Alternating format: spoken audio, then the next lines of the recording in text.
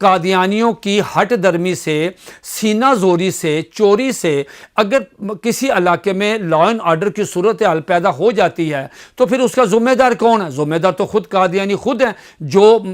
جان بوجھ کر مسلمانوں کی دل آزاری کرتے ہیں، اپنی عبادت گاہوں کے اوپر کلمہ لکھتے ہیں، اذان دیتے ہیں، اور مسجد کی جو عبادت گاہ کی جو شیپ ہے وہ مسلمانوں کی مسجد کی طرز پہ بناتے ہیں، اور اس سے مسلمانوں کے اندر ایک غم، غصے کی لہر دوڑتی ہے، اور کہیں کہیں لا اینڈ آرڈر کی صورتحال پیدا ہوتی ہے۔ لیکن اس کے باوجود